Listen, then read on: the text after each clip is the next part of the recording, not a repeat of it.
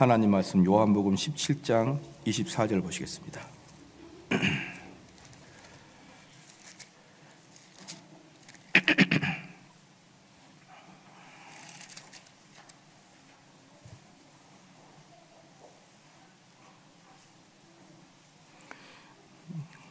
요한복음 17장 24절 말씀입니다.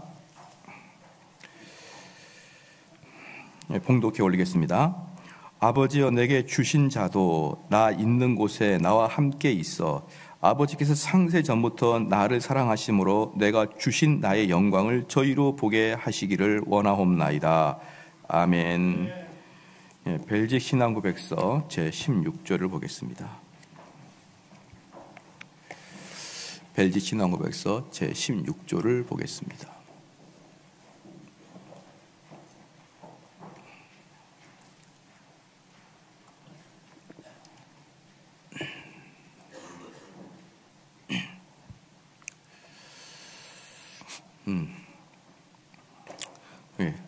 천천히 같이 읽겠습니다. 제16조 선택에 관하여 시작.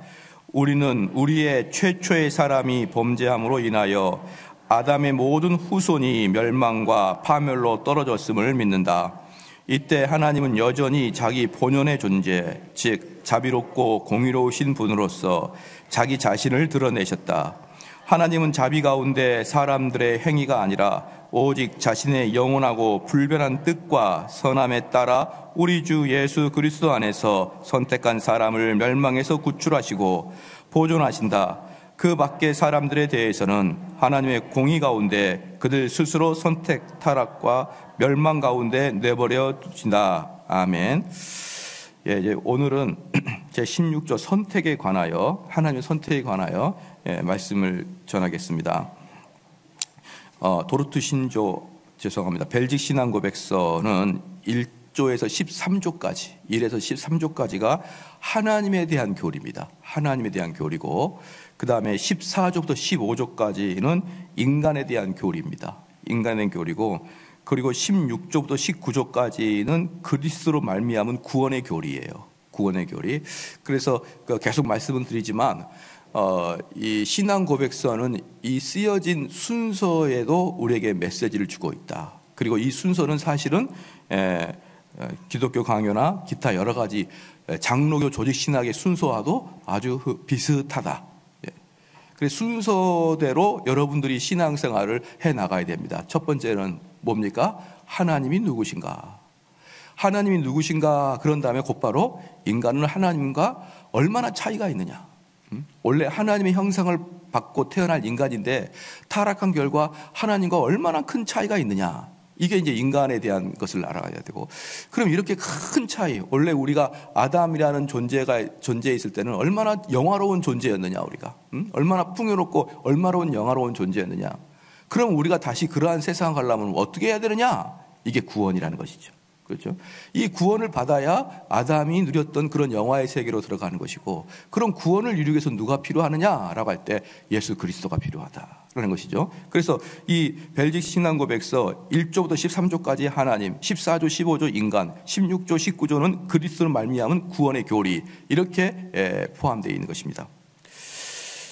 그러면 이 선택 교리를 이제 우리가 짤막짤막하게 7가지에 대해서 좀 알아볼 건데, 첫 번째는요, 신앙 고백과 선택 교리입니다. 이 개혁 신앙에서 제일 개혁 신학다운 그 교리가 선택 교리예요. 가장 개혁 신학답고 가장 장로교적 냄새가 물씬 풍기는 게 바로 이 선택 교리입니다. 하지만 우리는 이 선택 교리를 앞에 두고서 항상 주의해야 됩니다. 주의. 그 주의는 뭐냐 그러면, 선택을 하나님의 영원한 작정, 즉 언제 우리가 선택받기로 작정되어 있느냐 이 말이죠. 언제 선택받기로 작정되어 있느냐 볼 때 에베소 1장에 보면은 창세 전부터 우리는 선택받기로 작정되어 있다, 이렇게 이야기하는 것인데, 그건 하나님 편이고요. 하나님 편이고 구속사적 관점에서 봐야 됩니다. 구속사적 관점에. 구속사적 관점에 보면은 언제 선택되었느냐라고 할 때는 아담이 타락한 이후에 선택 교리가 만들어졌다, 이렇게 표현하는 거예요. 그러나 원래는 창세 전부터, 즉 아담이 타락하기 이전부터 선택되었다. 이렇게 이론적으로는 그렇게 말을 하는 거예요. 그러면 재밌는 결과가 나타납니다. 이게 재밌는 게 뭐냐면요, 하나님께서 창세 전, 즉 아담의 타락 전부터 선택된 자를 택하셨다. 이렇게 에베소서에 나와 있습니다. 그렇죠? 그러면 여러분이 만약에 이걸 믿으시면요, 어떤 어려움이 생기냐 그러면 뭐냐?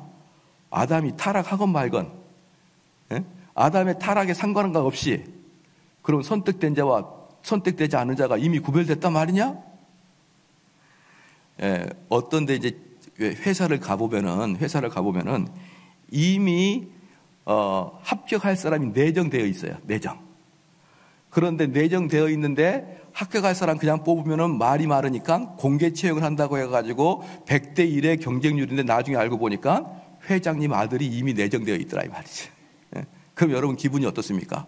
상당히 기분이 나쁘죠.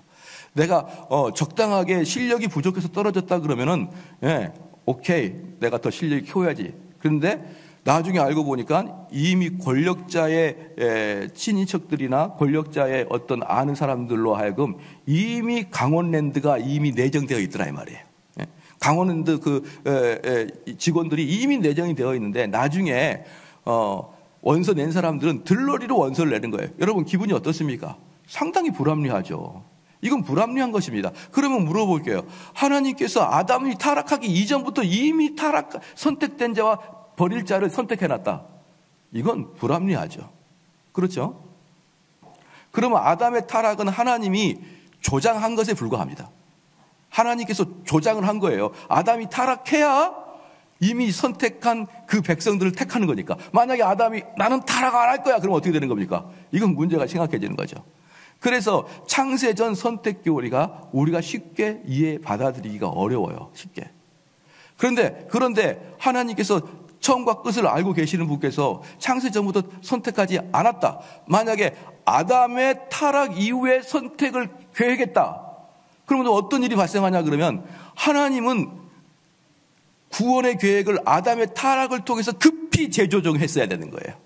원래 하나님께서는 모든 자를 구원시키고 모든 자를 에덴 동산에서 잘 살게 했는데 아니 글쎄 아담이 타락하게 되므로 갑자기 하늘 천군 천사를 모아놓고 성부 성자 성령의 하나님이 어전 회의를 하기 시작합니다. 야야 모여봐라. 이거 아담이 타락해가지고 우리 구원관이 바뀌어야 될 것 같다. 그래서 하나님이 급히 아담의 타락으로 인해서 하나님의 자신의 구원관을 바꿔냈다. 이게 아담 타락 후 이후 선택설의 난점입니다. 아담이 타락 전 선택 이론과 1번, 아담이 타락 후 선택 이론 2번. 여러분들은 어떤 걸 선택하시겠습니까? 둘 다 절대로 말 못할 단점이 있어요. 그렇기 때문에 이 부분도 여전히 신비의 영역이다. 신비의 영역.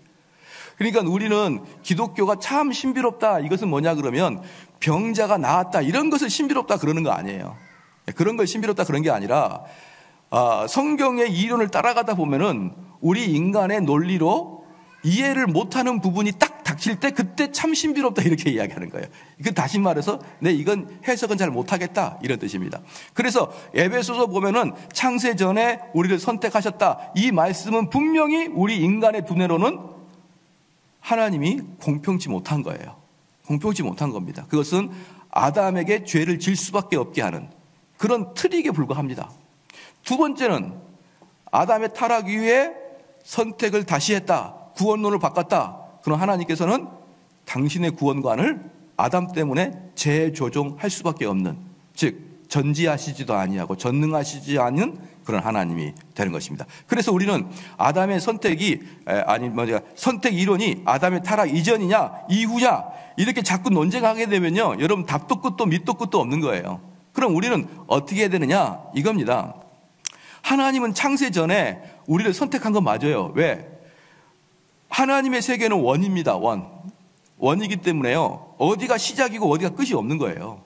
그냥 하나님은 시작과 끝이 없이 계속 항상 현재입니다. 그래서 우리의 전 일생, 전 우주의 일생을 하나님은 한 종이에 두루 펴놓고 보기 때문에 2000년 전이나 지금이나 하나님에게는 현재입니다.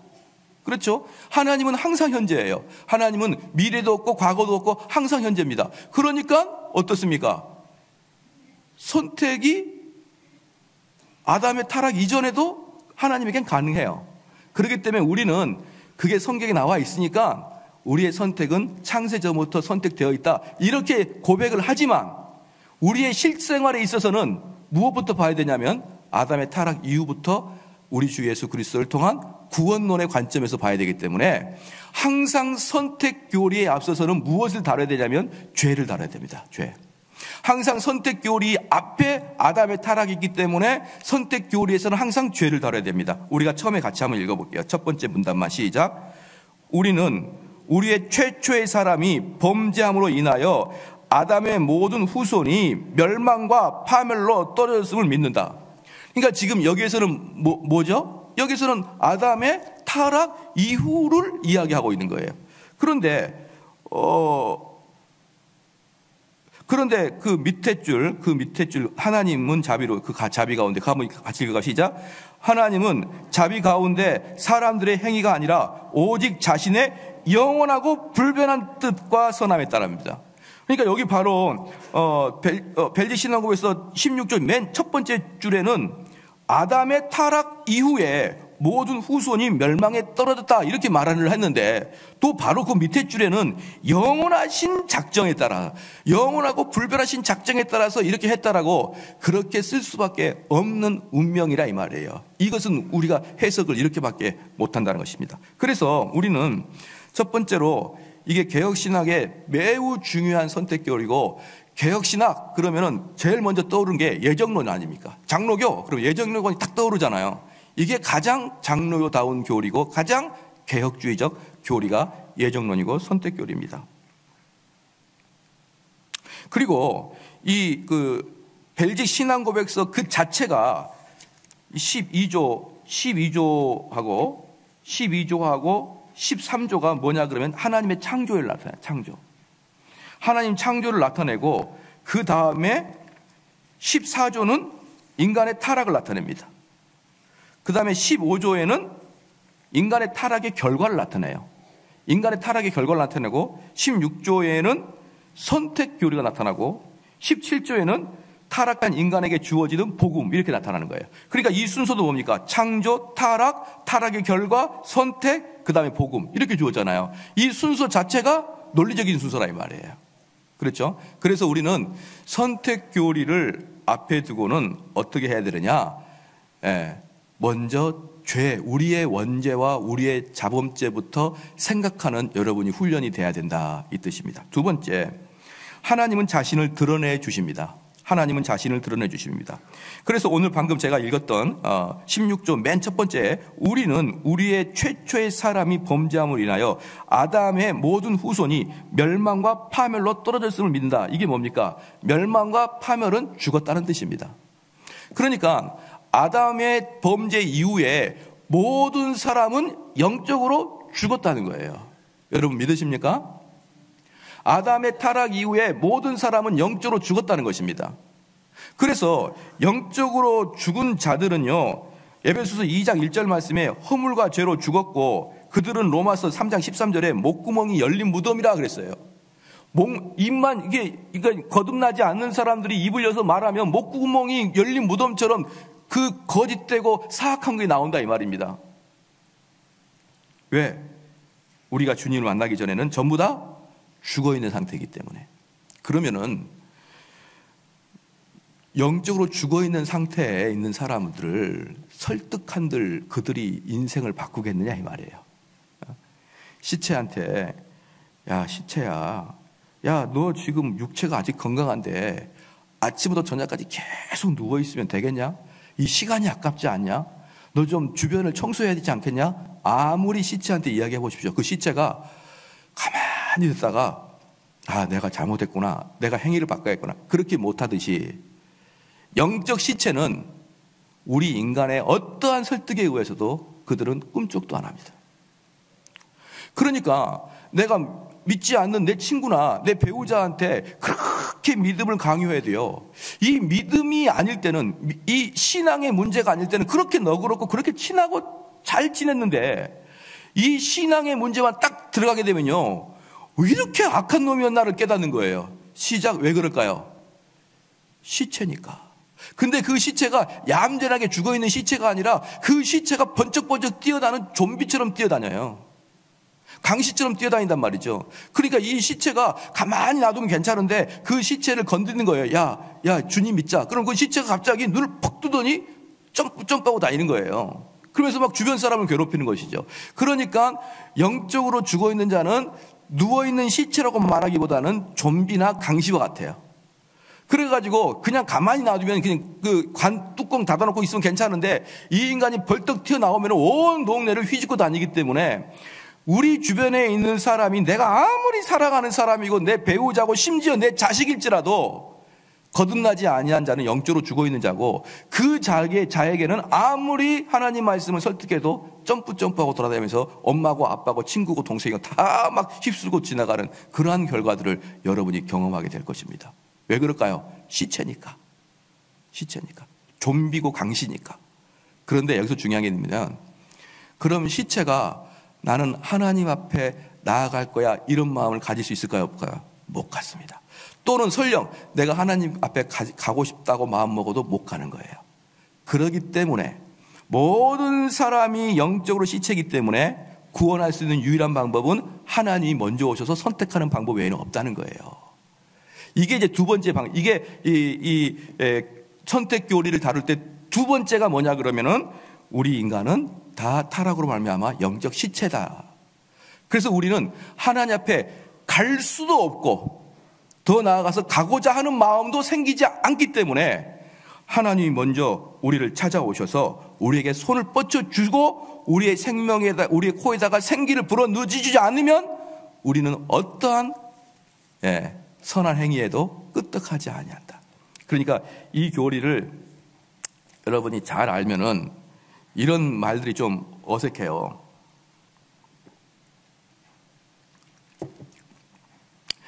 어, 3.1 운동 때 우리가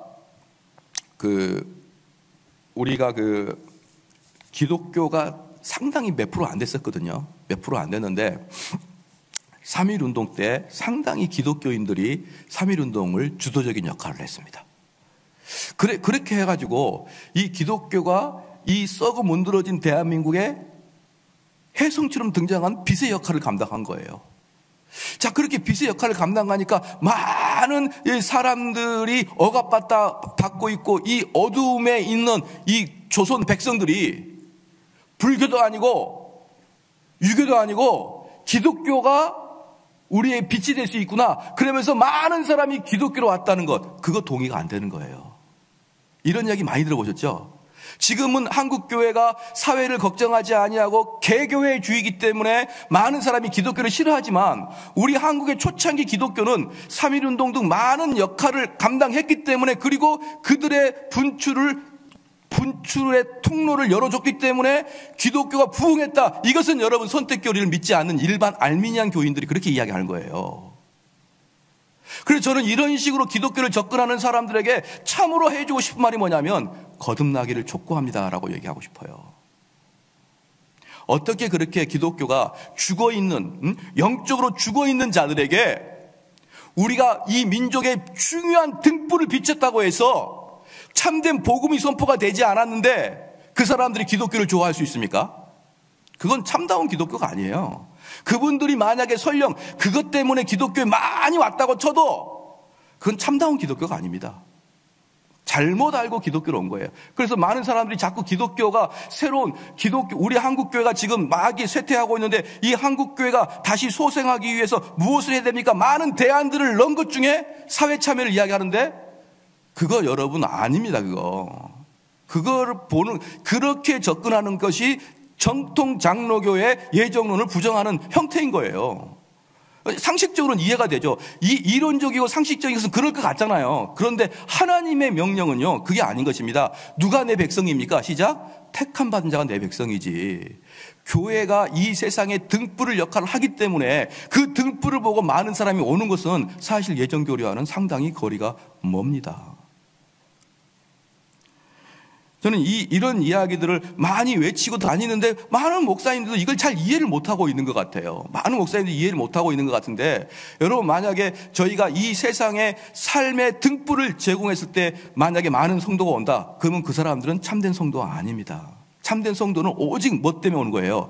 하나님 말씀을 듣고 그 말씀이 나를 감화 감동을 시킬 때에만 진짜 성도가 오는 것이지, 기독교의 선행과 기독교의 발음을 보고 그걸 보고 온다는 것은 사실은 모르게 그분들이 이제 오셔서 이제 나중에 바른 복음을 들을 때는 상당히 기독교인이 그 중에 될 수 있겠지만, 사실은 이렇게 접근한다는 것은 상당히 위험한 접근이다. 그래서 그게 하나님은 자신을 드러내 주심입니다. 즉 인간은 영적인 시체고, 영적인 시체가 그리스도인이 되는 것은 하나님이 직접 먼저 오셔서 손을 내밀어 주시고 나사로야 살아나라 이렇게 이야기해 주셔야만 그 영혼이 살아나는 것이지, 우리의 선한 행위를 보고 그들은 살아나고 그러지 않아요. 여러분, 죽은 나사로 옆에서 아무리 착한 일 해보세요. 나사로야 내가 너 발을 주물러 줄게. 아무리 주물러 줘봐요, 그 나사로가 일어나나 안 일어나나. 나사로한테 아무리 옆에다가 고기를 꽂으면서 이거 먹어라 나사로가 일어나는 걸 보십시오. 나사로는 그렇게 해가지고 절대 일어나지 않아요. 우리 예수님이 나사로야 일어나라 라는 그 메시지, 진리의 메시지가 나사로의 귀에 들어갈 때 나사로가 벌떡 일어나듯이 진짜 참된 성도를 구할 때는 하나님 말씀으로 그가 그들에게 신앙생활을 바꾸는 성도만이 진짜 성도인 거예요.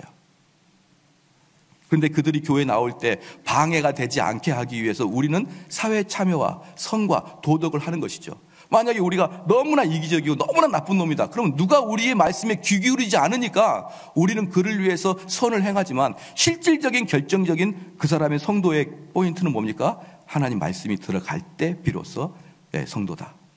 세 번째, 하나님은 선택으로 그의 자비를 나타내심입니다. 그러니까 하나님은 멸망과 파멸에 떨어진 사람들 가운데서 어떤 사람을 택하심으로 그의 자비를 나타내신 것이죠. 그래서 하나님은 자비 가운데 사람들의 행위가 아니라 오직 자신의 영원하고 불변한 뜻과 선함에 따라 우리 주 예수 그리스도 안에서 선택한 사람을 멸망에서 구출하시고 보존하신다라고 신앙 고백서에 나와 있어요. 여기서 뭐냐 그러면, 중요한 것은 인간의 사람들의 행위가 아니라, 사람들의 행위에 기초를 둔 게 아니라 오직 자신의 영원하고 불변한 뜻,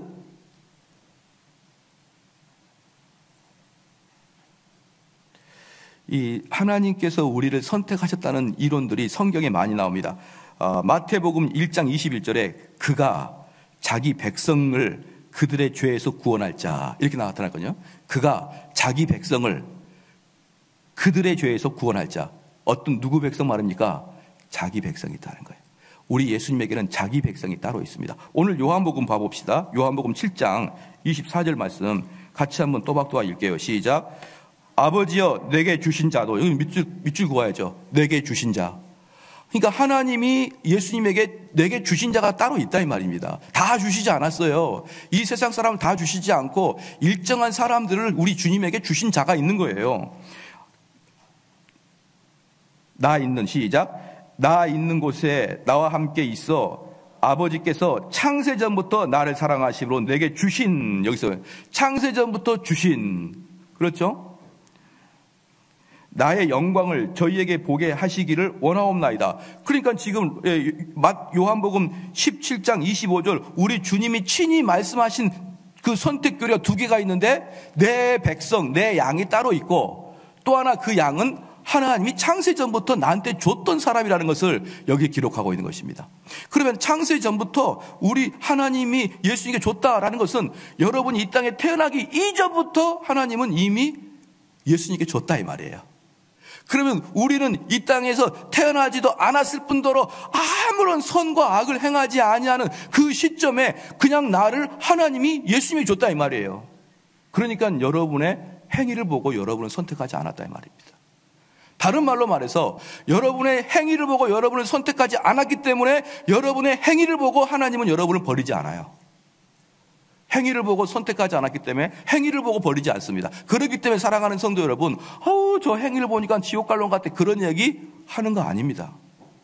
하나님은 우리의 행위를 보고 선택하지 아니하였으므로 행위를 보고 버리시지도 아니하십니다. 왜? 하나님 선택한 궁극적인 이유는 우리의 행위를 보고 선택한 게 아니니까.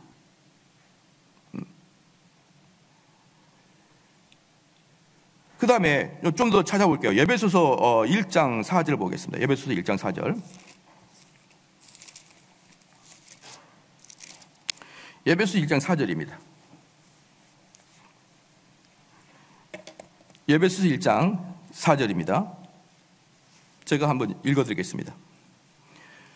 곧 창세 전에 그리스도 안에서 우리를 택하사, 창세 전에다가 동그라미를 쳐야 됩니다. 창세 전에 그리스도 안에서 우리를 택하사 우리를 사랑 안에서 그의 앞에 거룩하고 흠이 없게 하시려고 5절 말씀에 그 기쁘신 뜻대로예요. 그 기쁘신 뜻, 이게 뭡니까? 우리는 알 수 없는 원리로, 우리가 알 수 없는 논리로 우리 하나님이 나를 선택했다는 것입니다. 그러니까 창세 전에 이유를 모르겠지만, 왠지는 모르겠지만 우리를 선택한 거예요. 나를 선택한 거거든요.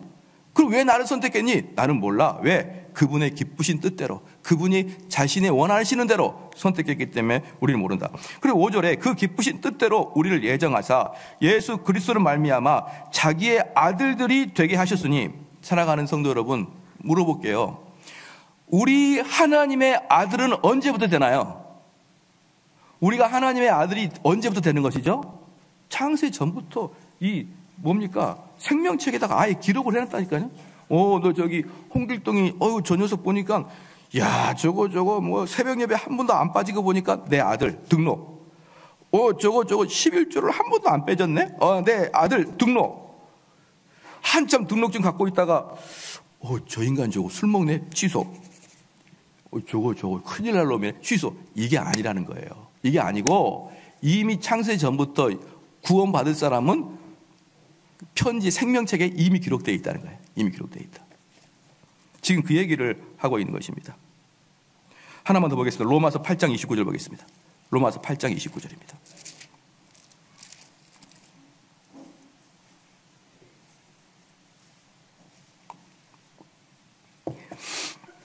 로마서 8장 29절에 하나님이 미리 아신 자들로 또한 그 아들의 형상을 본받게 하기 위하여 미리 정하셨으니, 미리 정했다. 그렇죠? 이는 그로 많은 형제 중에 맏아들 되게 하려 하심이라. 또 미리 정하신 그들을 또한 부르시고 그들을 또한 의롭다 하시고 의롭다 하신 그들을 또한 영화롭게 하셨느니라. 그러니까 제일 먼저 나오는 게 뭡니까? 미리 정한 자예요. 미리 정한 자. 이러한 것들이 성경에 여기저기에 엄청나게 나오기 때문에 우리는 어쩔 수 없이 우리 목회자에게도 부담스러운 예정론을 말할 수밖에 없는 거예요. 우리 목회자도 예정론을 이야기하지 않으면 얼마나 쉽겠습니까? 여러분 열심히 우리 선한 일을 하고 열심히 주님 섬겨서 주님께 복 받읍시다, 주 앞에 천국 갑시다, 그러면 너무나 합리적이지 않습니까? 그런데 이미 창세 전에 생명책에 기록되어 있습니다. 그러면 많은 성도들이 그럼 우리가 이 땅에서 뭐 하고 살까요? 이렇게 나오지 않겠습니까? 만약에 생명책이 나중에 기록된다라고 말한다 그러면 얼마나 설교하기 쉽겠냐 이 말이에요.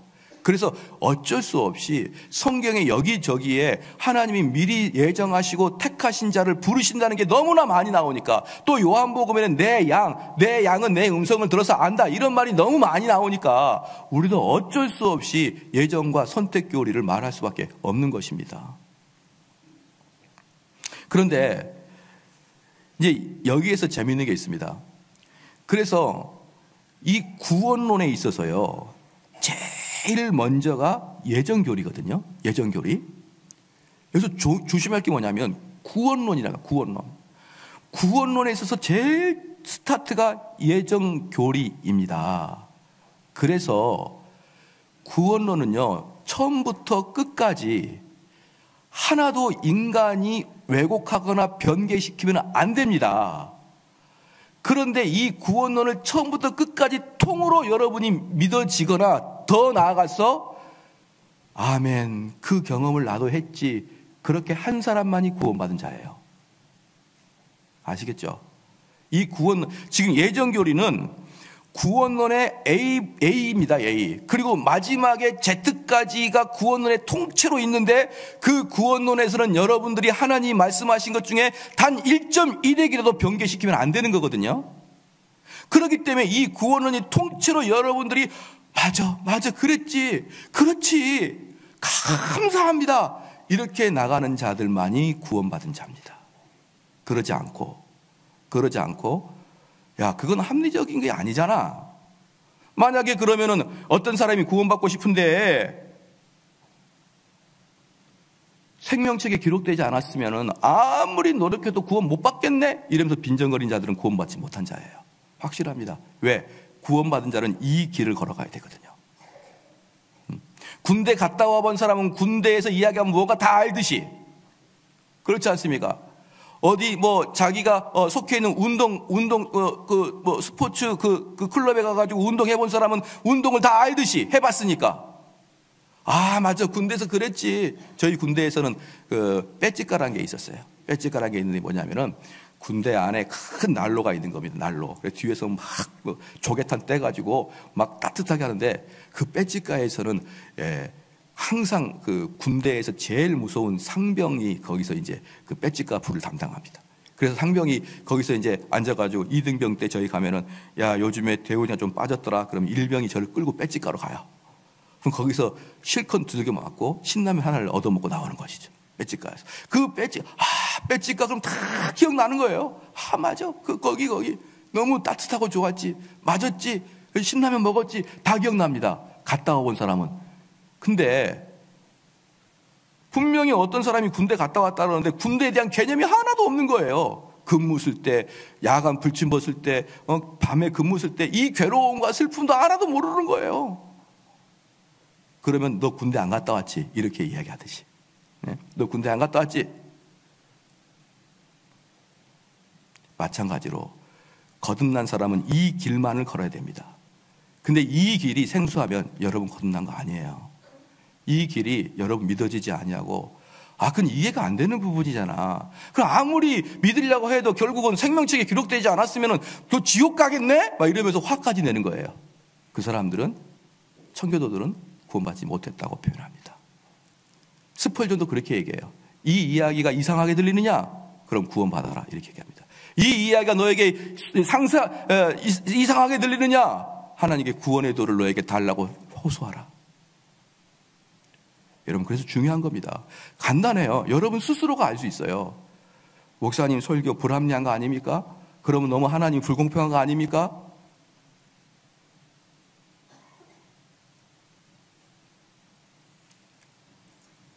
그래서 도르트 이제 크게 세 번째인데, 크게 세 번째 중에 작게 첫 번째는 뭐냐 그러면 이 선택 교리는 뭐냐?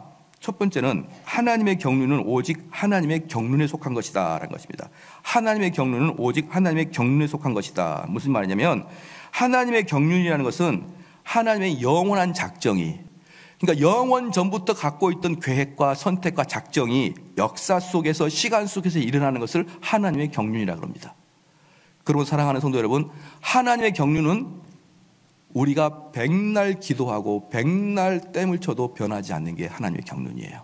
왜? 이미 창세전에 예정하신 것들이 시간 속에서 드러나기 때문에. 하나님의 경륜은 절대로 불변한다. 절대로 불변한다. 오늘 그 도르트 신조 볼까요? 벨지 신앙국에서 뒤쪽에 도르트 신조가 있습니다. 도르트 신조에 보면은 첫 번째 138쪽이에요. 첫 번째의 7항입니다. 첫 번째 7항. 도르트 신조입니다. 첫 번째 7항에 보면은 선택이라는 주제가 나옵니다. 선택의 주제가 나오는데 그 선택이라는 주제에 뭐라고 나오냐면, 선택은 하나님의 불변의 목적으로서 주께서는 선택에 의해 다음을 행하신다. 세계가 만들어지기 전에 하나님께서는 자신의 주권의 자유로운 선한 즐거움에 따라 인류 전체, 곧 스스로의 잘못에 의해 원래의 무죄 상태에서 타락하여 죄와 멸망에 처해진 사람들 가운데 일정 수의 특별한 사람을 구원으로 택하셨다. 뭡니까? 선택은 하나님의 불변한 목적이라는 것이죠. 특별한 사람을 선택했는데 그것은 불변한 목적이다.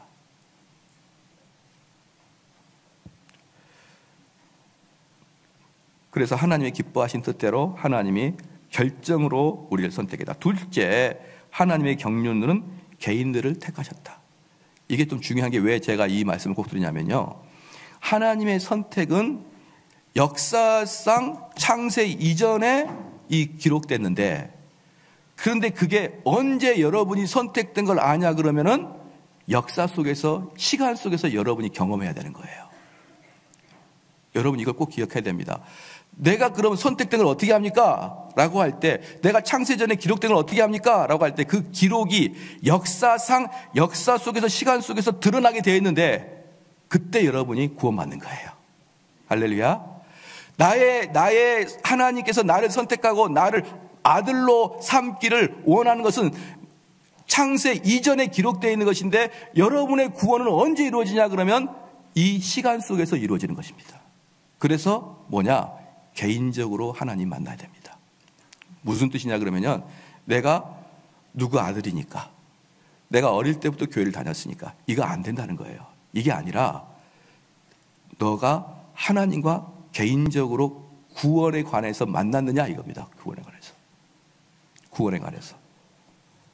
그게 바로 개인적인 것이다. 개인을 선택하셨다. 하나님은 무리나 단체나 공동체를 선택하는 게 아니라 내 개인을 선택하셨기 때문에 내가 하나님과 1대1의 관계를 통해서 구원을 당첨받았느냐, 이것을 여러분의 역사 속에서 경험해야 된다. 세 번째, 이 작정은 영원 불변한 것이다. 영원 불변한 것이다. 네 번째, 선택은 사람의 행위와 관계없이 하나님의 순수한 은혜에 달려있다. 이렇게 네 가지를 말합니다. 그러므로 이것에 근거해서 우리는 개혁신학의 첫 번째 교리인 무조건적 선택 이론이 나온 것입니다. 무조건 선택. 너 착하다, 나쁘다. 만약에 하나님께서 우리에게 착한 것을 보고 우리를 선택했다 그러는 은혜가 아니죠. 우리의 공로죠. 그렇기 때문에 무조건 선택, 조건을 보지 않냐고 우리를 선택하셨다. 네 번째, 이제 크게 네 번째입니다. 하나님께서는 유기로 자신의 공의를 드러내셨다. 선택이란 말은 자연스럽게 유기라는 말이 나옵니다. 유기는 뭐냐 그러면 내버려뒀다. 그러니까 하나님께서 일정한 사람들을 선택했다라는 말은 선택하지 않는 무리가 있다라는 말의 또 다른 말이죠. 그래서 이걸 이중 예정 교리라고 하는데, 하나님은 천국 갈 사람을 정해놓고 나머지는 지옥 가도록 내비뒀다. 이게 유기교리입니다. 유기교리. 그래서 이 유기교리도 또한 성경에 많이 나와요. 한번 봐볼게요. 로마서 9장 18절 보겠습니다. 로마서 9장 18절 말씀.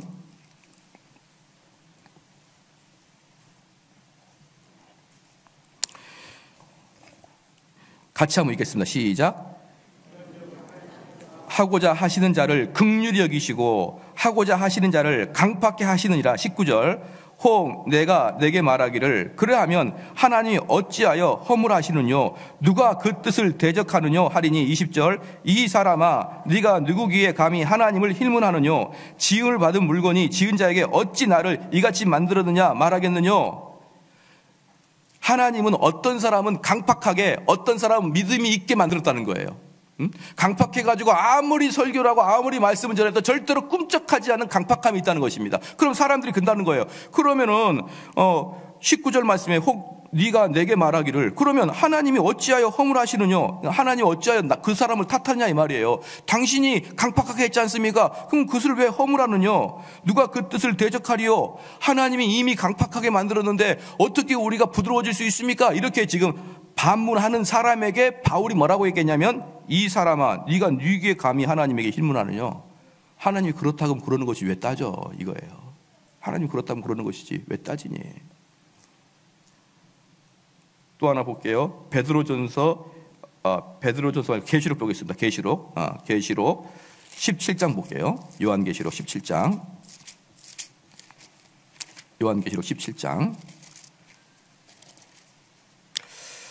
8절 말씀입니다. 8절 말씀. 17장 8절 말씀입니다. 같이 한번 읽을게요. 시작. 시방 없으나 장차 무적행으로부터 올라와 멸망으로 들어갈 자니 땅에 거하는 자들로서 창세 이후로 생명책에 농명되지 못한 자들이 이전에 있었다가 시방 없으니 장차 나올 짐승을 보고 기이 여기냐. 뭡니까? 창세 이후로 생명책에 농명되지 못합니다. 창세 이후로 생명책에는 기록되지 못해요. 창세 이후로. 그러니까 무슨 말이에요? 유기된 자도 정해져 있다 이 말이에요. 유기된 자도 정해져 있으니까 이제 이게 아주 이제 그러면 이제 골치 아파지는 거예요. 그러면 전도를 어떻게 하는 것이죠? 아니 전도를 어떻게 할까요? 이제 골치 아픈 문제가 발생합니다. 전도는 뭡니까? 선택된 자를 찾아 나서는 게 전도예요. 선택된 자를 찾아 나섭니다. 쭉 여기 계룡 아파트에 선택된 자가 많은데 하나님 말씀 듣지 못해가지고 맹하게 사는 분들이 많거든요. 그러면 그들이 누군지 몰라요. 그럼 찾아가서 전도를 합니다. 근데 전도를 할 때 어떻게 전도를 하냐면 이 말씀이에요. 내 양은 내 음성을 들어서 안다라는 것, 그걸 믿고 하나님 복음을 전하는 겁니다. 야, 교회 나오면은 물론 그런 분도 있어요. 야, 교회 나오면은 정말 예쁜 여성들 많다. 야, 너 저기 모태솔로니까 와라 교회. 이렇게 와가지고 그런 식으로 교회를 오는 사람도 있을 수 있습니다. 그리고 그 사람이 교회 와가지고 하나님 말씀을 듣고 거듭나는 사람도 있을 수 있어요. 그런데 그 사람이 거듭나는 결정적인 이유는 말씀을 들었을 때 거듭나는 것이지, 교회 와서 선대를 받거나 교회 와서 무슨 도움을 받거나 심지어 무슨 장학금을 받거나 뭐 불우한 이웃을 돕는 금을 받아가지고 그 사람은 그리스도인이 되는 게 아니고, 그 사람이 그리스도인이 되는 것은 하나님 말씀이 그를 자극하여 창세 전부터 선택되었던 아주 깊숙이 감춰져 있던 비밀리에 감춰져 있던 그것을 자극받아서 그것이 꽃이 피기 시작하는 게 거듭남이고 복음 전도인 것입니다. 할렐루야.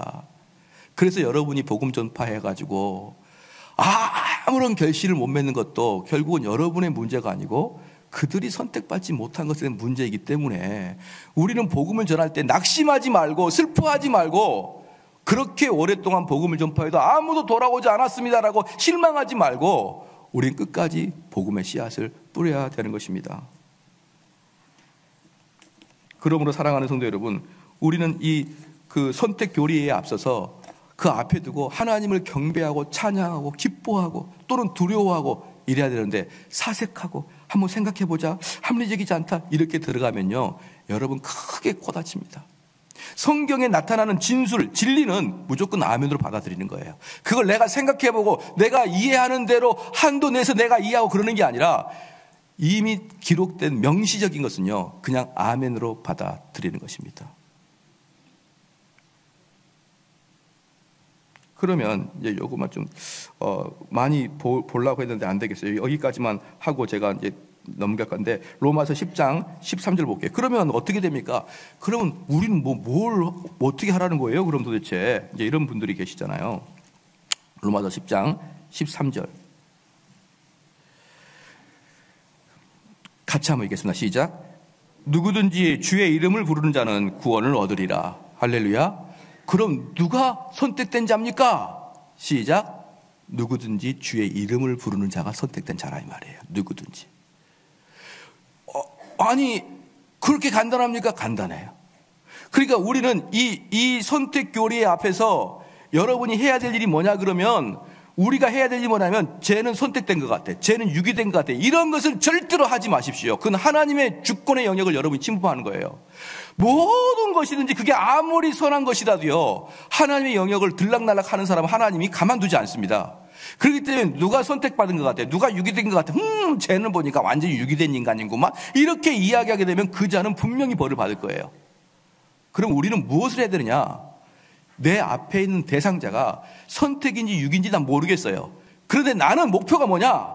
이 사람 입에서 주의 이름을 부르도록 하는 게 내 목표예요. 그러면 선택된 자예요.